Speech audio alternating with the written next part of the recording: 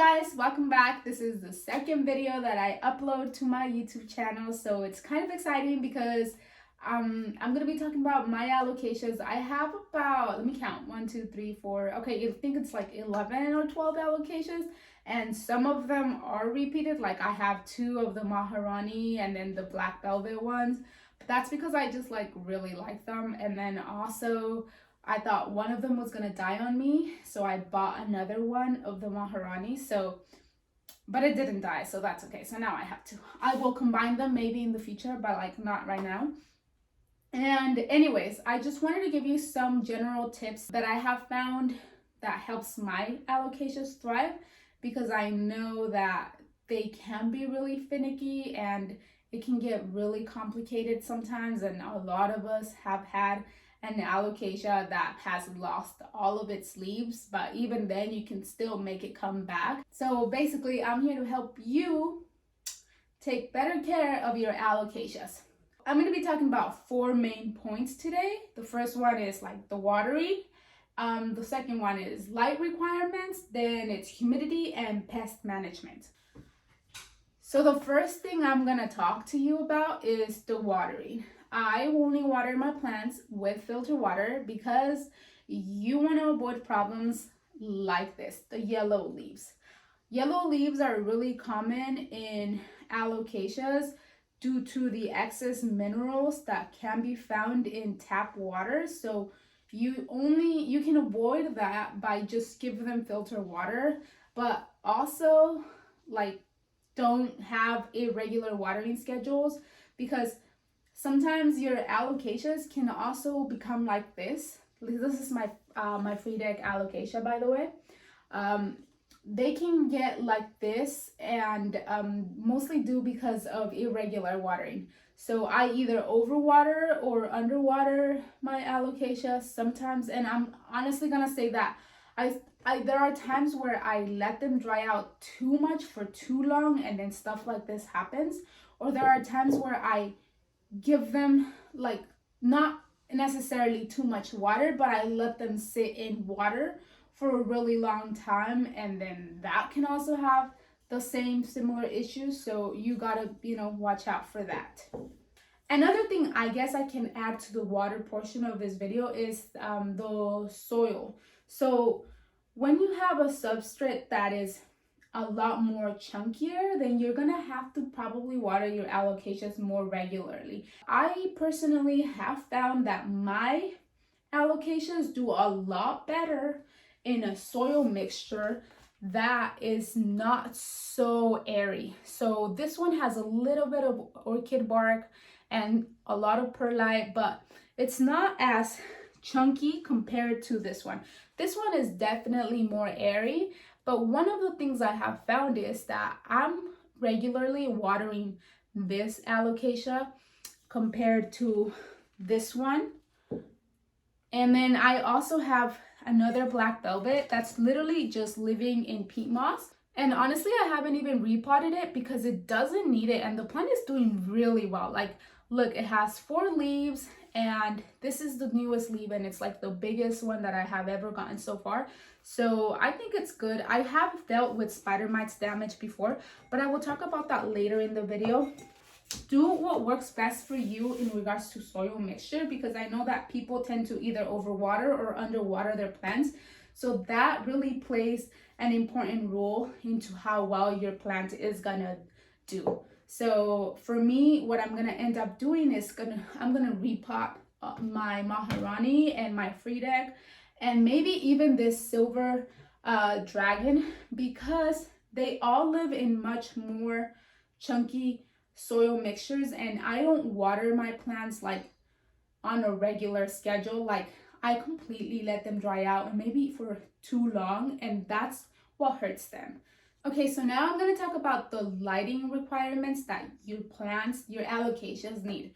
So I know that they do really, really, really well in a lot of bright and direct light. So if you have a south facing window, I would recommend putting it in that room, but like in the opposite end of the wall, where it's not right next to the window, so it doesn't burn the leaves, because that can also cause your leaves to get crispy and yellow, and you don't want that. So a really bright room will do just fine, honestly. I have a lot of grow lights, and this window that I have here is actually facing like northeast, I believe, but my neighbor's house like blocks all of the light that I do get. It's not much really. I have a lot of grow lights. That's what helps my plants.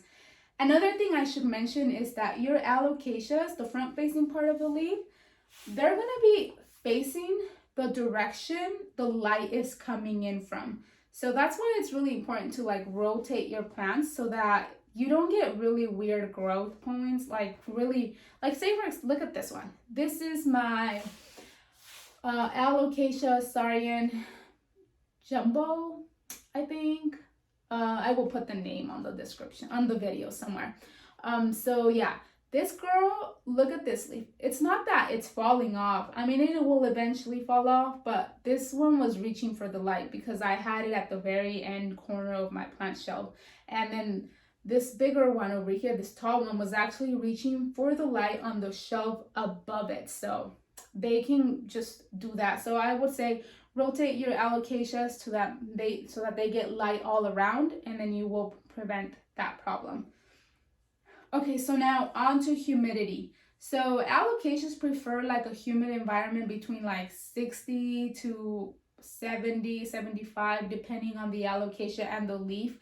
So for example, my textured leaf alocasias, like even this silver dragon, I know that it does a lot better when it's in a much more humid environment. So what I have noticed during this winter is that a lot of my alocasias are not giving me growth. That's because some of them are in dormant state and some of them aren't. My Alocasia Silver Dragon hasn't been giving me a lot of new growth, and it has also been struggling. Let me show you. So do you see this yellowing leaf? It's not because it's been underwater, because really I try to keep up with this much more than the other ones because it costs a lot more, I guess, which is kind of dumb logic to have. But hey, if it's expensive, you're gonna take care of it better. Okay, so yeah, this alocasia here can just benefit from a higher humidity level. And look, right now my humidity meters read about 60%, and then the other one is at 67. So I would say it's like mid 60s, so 65 probably. That's okay, but I always try to go higher because it's really hard to even get to that level during the winter, even with the humidifier on.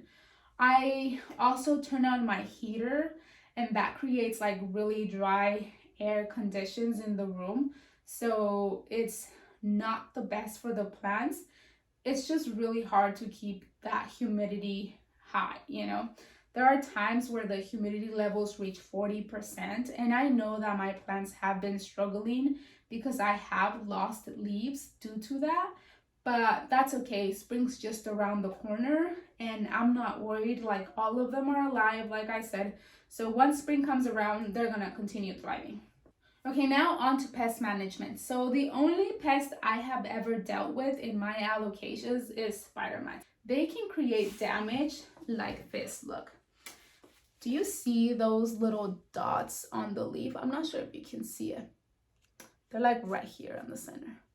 So that is from spider mites damage. And then here's the poly. This is the one I hate the most. Honestly, this is my least favorite. I used to love it, but it just got so complicated. After having this plant and being on top of it, I just like gave up because even then it still got spider mites. So yeah, my Alocasia poly has gone through so much. It even has like rips right here and right here, and this is all literally from spider mites damage. So yeah, if you want to avoid spider mites, I totally recommend to have your humidifiers on and avoid having dry air conditions. So like, you know, turning on your heater or your AC, like that can cause that. So by turning on your humidifier, you're actually creating an environment that's actually good for the plant. And spider mites don't thrive in like humid environments. So like if even if you miss the leaves, I heard that also helps, but I don't like doing that because it can also introduce other sort of pests. So I just avoid it. I just turn on the humidifier and that's fine. And if I do see spider mites, I go ahead and take the plant outside and rinse it with the hose and clean its leaves from the top and the bottom. And then you can also use neem oil solution, that also works. But up to you, you know, just make sure you never ever let your plants stay in a dry air environment. So turn on the humidifier. Moral of the story. Okay, and that's just really it, you guys. That's all I have for you in regards to caring for your alocasias.